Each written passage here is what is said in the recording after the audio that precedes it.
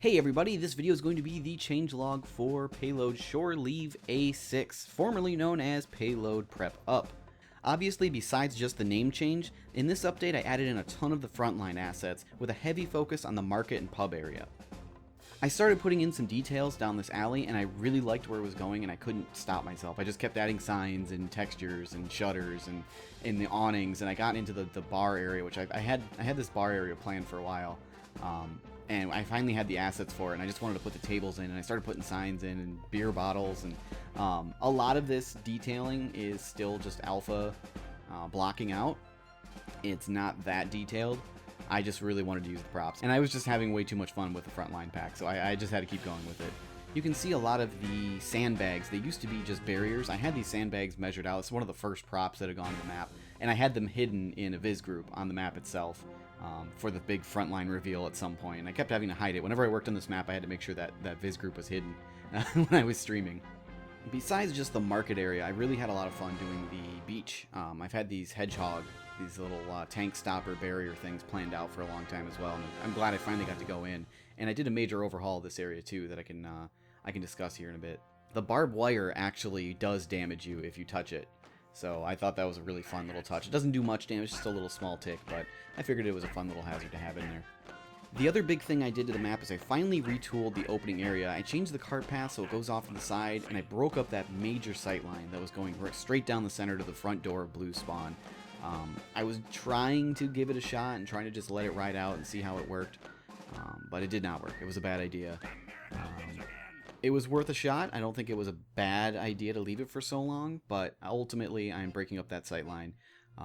There's still things for snipers to do. There's still a few big sight lines on this opening area, but not nearly as bad as it was. Before, one sniper could be way far in the back, past the choke point, past the capture point, and now they have to be out a little bit more exposed. The big one is up here on the, there's like this little balcony ledge with the sandbags.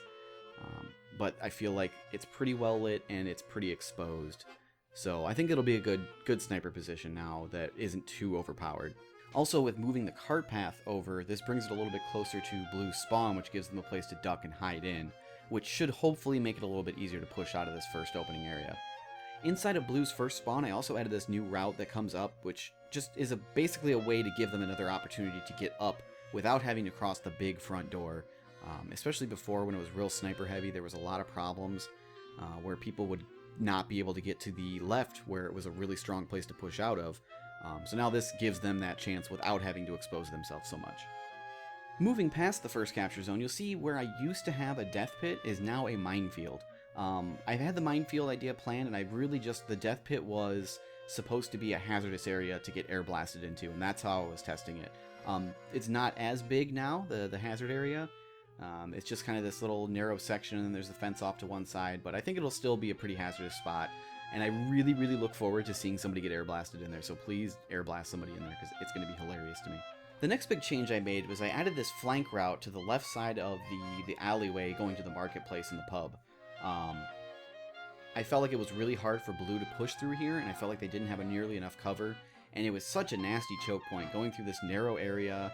There's only a few doors. They all kind of ended up in the same place. There wasn't many places you could go as Blue Team to have cover and push up, and this corner just became super deadly, and you finally would get up there. If you could finally push them back, it would end up being just a sniper fest, and there wasn't much of a good place to counter them. So inside the new building, there's the upper platform, which is really good sniper deck area. You have to go all the way up to be able to see out of it. I put this little blocker here on the bottom of the fence, just temporary, something to block the line of sight. I didn't want people using the edge too much. And there's not a whole lot of health and ammo here either. They have to fall pretty far back, or a dispenser. A dispenser would be really helpful over here, and it could even be a really good teleporter nest. I didn't even think about that until right now. Wow, that's going to be interesting to watch.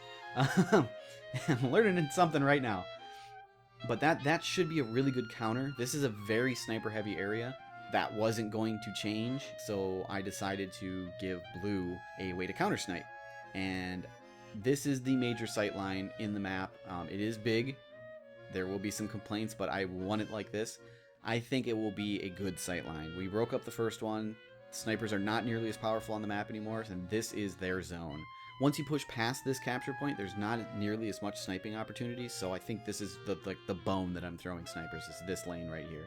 And I think it's going to work out well, especially now that there's a counter to it.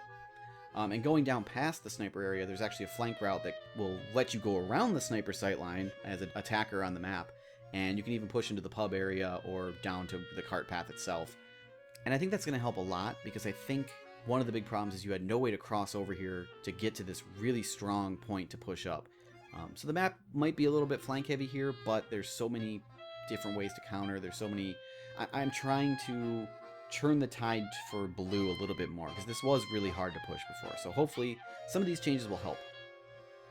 Another cool thing I did with this alleyway here is there's actually 2 pickups that are now tied to the cart progress.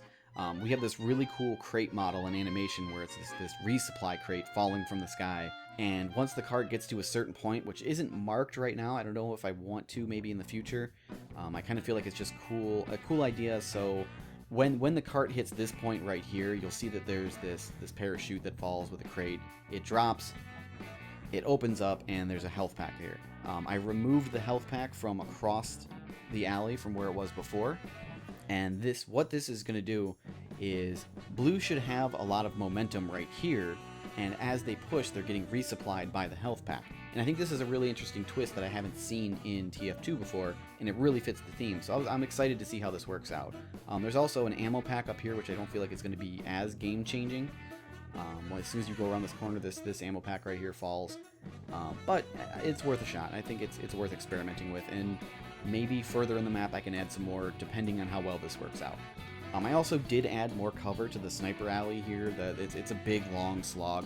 I thought about reducing the length of the path here, but with everything else around it, I just really didn't feel like trying to manipulate all that right now. I had to adjust the bar and the other building, and so in the meantime, I'm going to try just adding some more cover here. It's a lot of crates.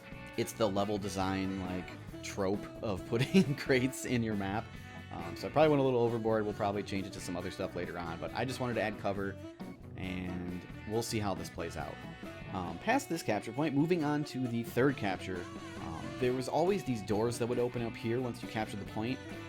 What I had in mind before, and now that I have the proper tank cart, this custom payload cart, which has got amazing animations to it that I really wanted to utilize, the cart is actually blowing the wall open, and later on we'll have better animations to match. The walls will collapse, or we'll have some barrels that explode to make more sense why both sides are opening. But right now it just disappears.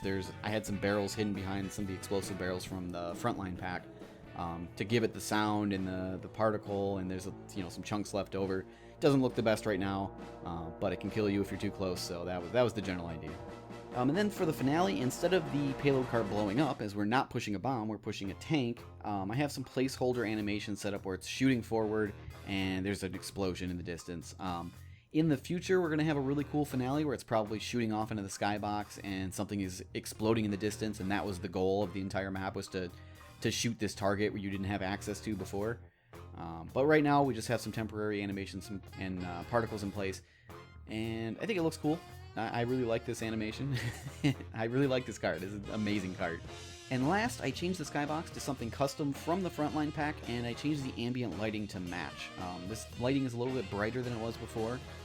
The angles are different, so the light and shadows are falling in different places. I'm not a fan of how it falls in Last, but I am planning on remaking Last entirely. There's a lot of stuff I want to do to this map still. So I think I'll try to adjust it in the future and keep that lighting and shadows in mind. So this is Payload Shore Leave A6. I'm still I think I'm at the middle point now of my alpha development. It should pick up the pace a little bit now that I don't have to hide all the frontline stuff from you guys. I can start doing some of the cool stuff that I've been wanting to do with it. But if you are interested in making a map for Frontline, and you want to use the assets, and you want to be involved in potentially an update in the future, don't be discouraged by how far along I am with this map. I have a long ways to go still. Like I said, I really want to redo the last area. There's a lot of tweaks and changes, and it's going to be a long road, and this is a pretty big map. So if you're interested in making a map, please do not be discouraged. I really, really look forward to seeing what you guys make with the pack, and I really want to help you out as much as possible. So Let me know if you guys are working on something like that. Be sure to post it on the TF2 maps. Let me know what you think in the comments below about this map and all the changes and the frontline pack. I've been waiting a long time to get to reveal this version. And as per tradition, if you happen to catch this video immediately upon it getting posted, I will be on my server, which the IP will be in the description of this video, and we will be testing this map out. So come join me, come play. I really want to see how this plays. There's a lot of big changes, there's a lot of huge things, and I have not gotten to test this at all because I've had to keep this secret for the past few weeks. Longer than that, really, but anyway, you get the point. I'm rambling. So come join me, come play, and let me know what you think of this map. Come make frontline maps. Excitement! Go! Do things! Yeah, mapping!